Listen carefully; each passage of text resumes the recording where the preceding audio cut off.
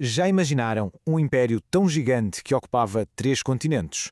Uma superpotência que construiu cidades e estradas que ainda hoje usamos? Como é que uma coisa tão poderosa pode de repente desmoronar-se? Pois bem, hoje vamos ver a queda do Império Romano, não como uma batalha final, mas como uma incrível reação em cadeia. Esta é a grande pergunta, não é? E a resposta não está numa única derrota ou num mau imperador. Foi, na verdade, uma série de eventos, todos ligados entre si. Uma espécie de tempestade perfeita que, ao longo de séculos, redesenhou por completo o mapa da Europa. E a chave para percebermos isto tudo é a ideia de um efeito dominó. Uma pequena pressão em um ponto do mapa provocou uma reação em cadeia que, durante 200 anos, fez com que toda a estrutura do Império viesse abaixo. Vamos então perceber como é que a primeira peça caiu. Ok, para entendermos como é que as peças começaram a cair, primeiro temos de olhar para o tabuleiro de jogo. Vamos recuar no tempo até à Europa do século IV. Então, de um lado, tínhamos o Império Romano, super organizado, cheio de cidades e protegido por uma fronteira gigantesca chamada Limes. E atenção, isto não era só um muro, era uma rede de fortes e torres de vigia que se estendia por milhares de quilómetros. Do outro lado da fronteira, a norte, viviam centenas de tribos germânicas. Não era um povo único, mas sim vários grupos diferentes, cada um com o seu chefe guerreiro. E por que é que estas tribos começaram a querer mudar-se? Bem, foi uma combinação de fatores. O clima na Europa estava a ficar mais frio, o que tornava a agricultura muito mais difícil. Ao mesmo tempo, as populações estavam a crescer e, claro, precisavam de mais espaço e de terras melhores para os seus rebanhos. Foram estas as primeiras pressões, os primeiros abanões nas peças de dominó. E quando falamos em mudar-se, não foi uma coisa pequena. Imaginem viajar quase 800 quilómetros, é mais ou menos a distância de Lisboa ao sul de Espanha, a pé ou em carroças de madeira. Famílias inteiras, com os mais velhos e os mais novos, a carregar tudo o que tinham, sem fazerem a mínima ideia do que iam encontrar. Foi, sem dúvida, uma das maiores migrações da história. O cenário estava tenso, as peças já abanavam, mas ainda faltava aquele empurrão decisivo. E esse empurrão veio do leste, com uma força que apanhou todos de surpresa. Das enormes planícies do leste, as estepes, apareceu uma nova força. E não era só mais uma tribo à procura de terras.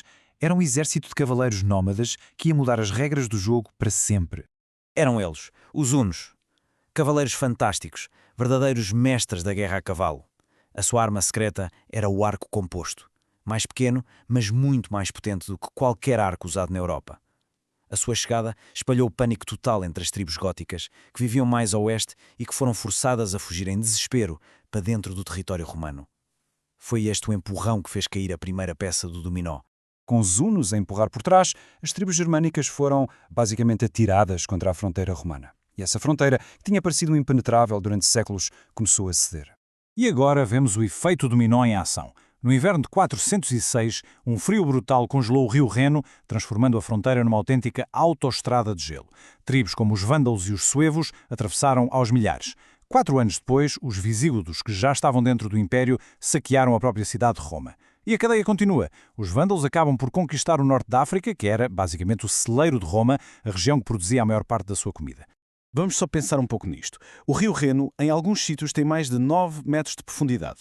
O facto de ter congelado de uma forma tão sólida que permitiu a passagem de milhares de pessoas com carroças e tudo, foi um evento climático raríssimo e, para a segurança romana, foi um desastre absurdo. A fronteira noroeste tinha simplesmente colapsado.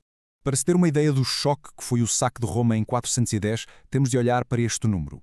Há quase 800 anos que um exército estrangeiro não punha os pés dentro da cidade de Roma. O impacto psicológico foi brutal. A cidade eterna, afinal, já não era intocável. Mas a queda de um império não é apenas um fim. Na verdade, das suas ruínas, algo de completamente novo começou a nascer. A desordem deu origem a uma nova ordem.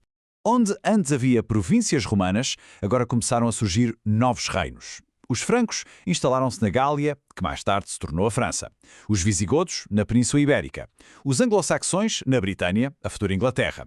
As peças do dominó assentaram e, nos seus lugares, começaram a desenhar o mapa da Europa que hoje conhecemos. E para termos noção da escala épica destas viagens, olhemos para os vândalos. Eles viajaram mais de 3.200 quilómetros. Desde a Europa Central, atravessaram a França, a Espanha e foram fundar o seu reino no norte da África. Uma jornada simplesmente inacreditável para 80 mil pessoas. Então, no final de contas, o que é que podemos aprender com esta história? Porque é que este efeito dominó, que aconteceu há mais de 1500 anos, ainda é importante para nós? O ponto principal é esta transformação. Passámos de um mundo unido sob uma única superpotência, onde quase todos falavam latim e seguiam as leis romanas, para um continente dividido em muitos reinos. E cada um destes novos reinos desenvolveu a sua própria identidade, misturando as suas tradições com a cultura e a língua que já lá estava. As consequências deste período estão à nossa volta. As línguas que falamos hoje, como o português, o espanhol ou o francês, nasceram da mistura do latim com as línguas germânicas.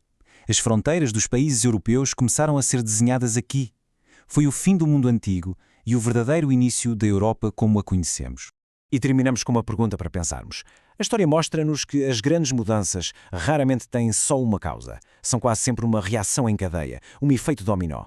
Olhando para o mundo hoje, com as suas próprias porções e movimentos, que peças de dominó nos parece que estão a começar a abanar? Fica a reflexão.